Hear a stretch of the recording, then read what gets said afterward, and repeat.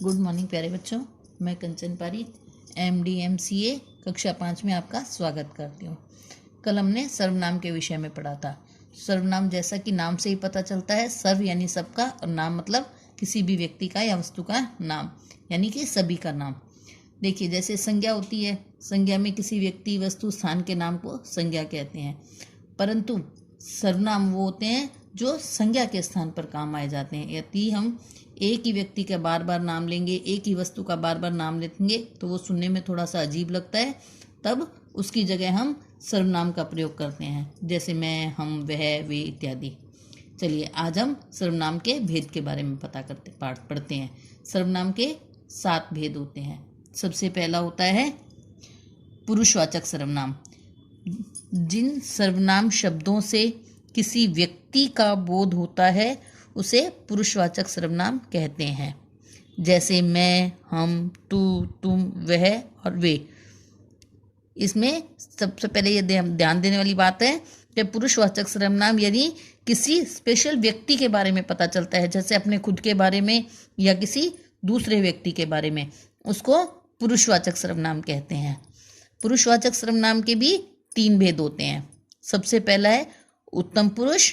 उत्तम पुरुष में क्या होता है, जिसमें एक व्यक्ति जो बोलता है, यानी कि जो व्यक्ति किसी को बात बता रहा है वो अपने लिए प्रयोग करता है, उसे उत्तम पुरुष कहते हैं। जैसे जिस सर्वनाम शब्द का प्रयोग बोलने वाला अपने लिए करता है उसे उत्तम पुरुष सर्वनाम कहते हैं, जैसे मैं, मुझे, मेरा, हमारा आदि।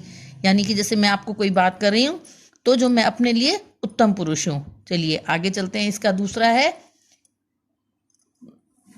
मध्यम पुरुष। बोलने वाला व्यक्ति सुनने वाले व्यक्ति के लिए जिस सर्वनाम शब्द का प्रयोग करता है उसे मध्यम पुरुष कहते हैं, जैसे तू, तुम, तुम्हारा, आपका इत्यादि।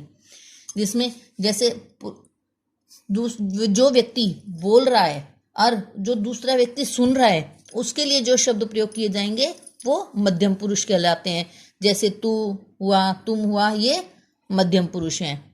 और तीसरा है इसका अन्य पुरुष।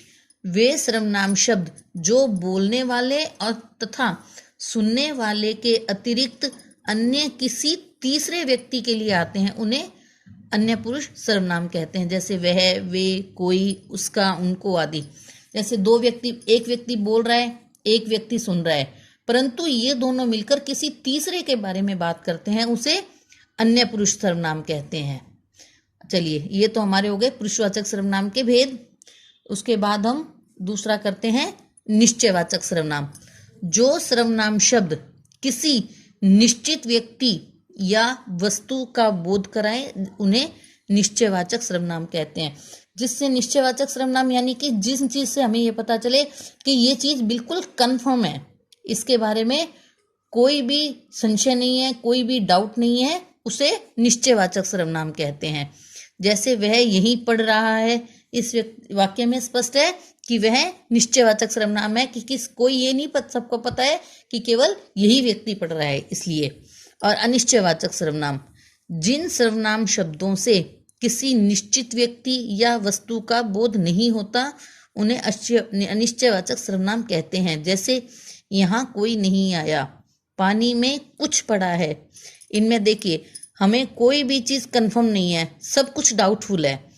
जैसे उदाहरण में भी दे रखा है, यहाँ कोई नहीं आया, यहाँ कोई भी जगह नहीं बताई हुई, और कोई नहीं आया मतलब किसी भी व्यक्ति के लिए हो सकता है, वस्तु हो सकती है, कोई प्राणी हो सकता है, कोई जानवर हो सकता है, या इसलिए ये सब चीज़, कोई भी चीज़ जिसमें कंफर्म नहीं है, ये सब कुछ डाउटफुल है, इसलिए ये अनिश्चयवाचक सर्वनाम होगा। यहाँ इसमें अनिश्चयवाचक सर्वनाम होगा यहाँ और कोई।